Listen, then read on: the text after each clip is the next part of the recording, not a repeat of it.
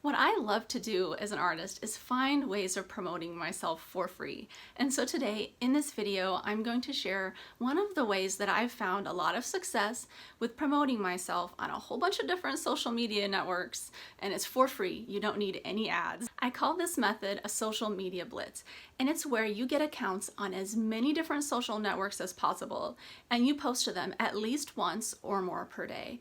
And now I'm not suggesting to get like 500 Facebook accounts and spam the shit out of it.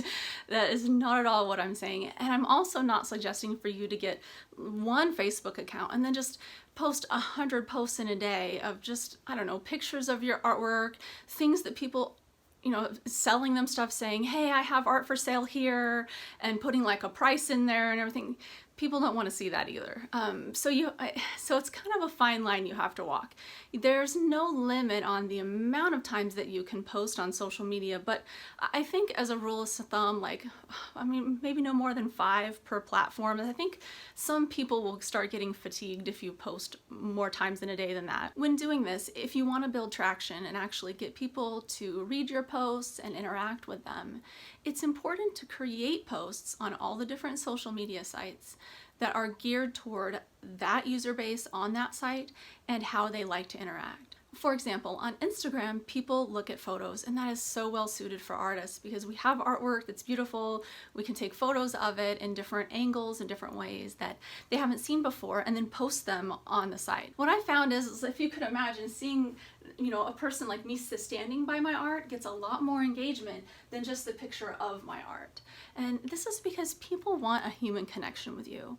And so any way that you can bring that human connection into your posts, you need to try. People do follow artists to see the art, but I think the deeper level of why people follow artists on social media is to get to know the artist and to see how the artist lives. And people are interested in the process of making art. And even if you think it's like, okay, well, I just painted this, it's nothing interesting, it's probably boring to watch, a sped up speed painting video would be interesting to your viewers to be able to see it transform in a matter of 5 minutes of what maybe took you days of working on. But so there's lots of ideas there to be able to wow your viewers and give them something that they're not getting just from seeing a picture of art on Etsy when they go to shop on there. Because ultimately, if you can get them to have an emotional connection with you, when it comes time for them to buy art, like during Christmas time when they need gifts, things like that, or if they move into a new home and they need to redecorate, they'll think of you. And if you keep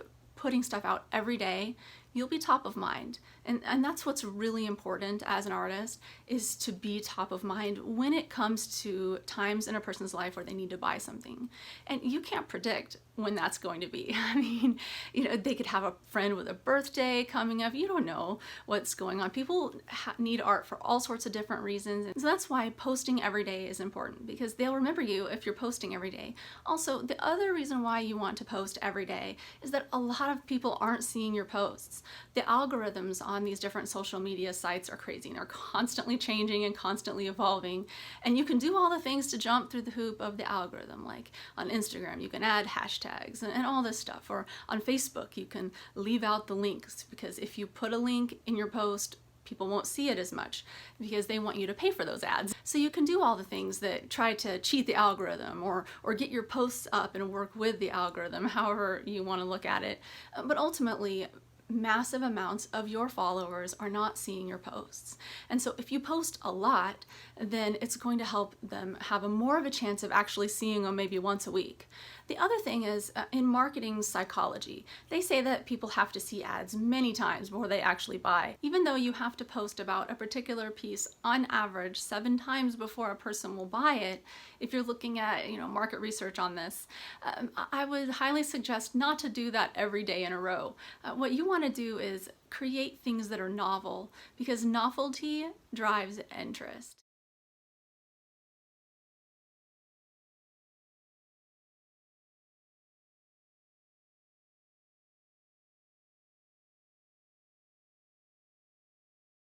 I could make a whole video about each and every one of these, and at some point I might, but I'm just going to give a little overview. So on Facebook, you'll want to have a personal page and a business page.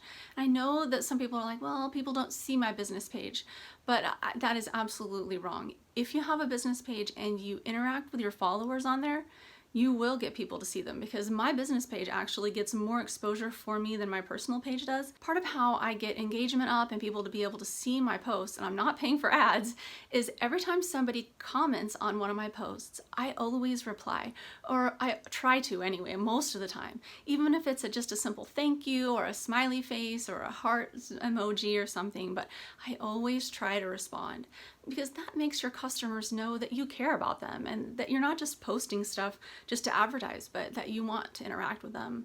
And ultimately, that's what your mindset needs to be when you do this, right? Like, if you're just doing it to make money and you're just posting to sell stuff, people are gonna see that. They're gonna know that from the way you post. And sure, you have to post stuff to sell stuff. I'm not saying to never make a post that is about selling stuff, because I make posts about selling stuff all the time, but since I post every day, or sometimes a couple times a day, not every post is, I can do 3 or 4 posts that don't have any sales message on there. And then I can do a post that says, hey, I'm having a 15% off site-wide sale on my website. And people don't get irritated with it. They're like, cool, but because they realize that you're advertising.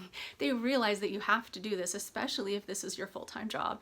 And so they're not going to hold that against you, but they don't want everything to be advertising. You can use Twitter in a similar way as Instagram, where you're posting messages and pictures of your artwork.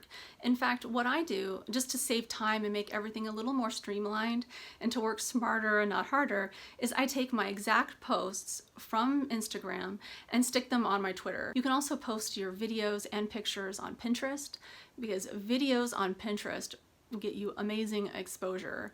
If you're an artist and you're not on Pinterest, and you're not posting videos of you painting or of you making your art and the artwork process, if you're not doing that on Pinterest, you should start right now, because you'll get thousands of views on there very quickly.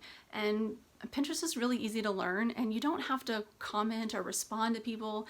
Really, Pinterest is more about just sharing stuff you like. And so all the stuff you're sharing on Instagram, all the videos that are going on your YouTube, stick them on Pinterest.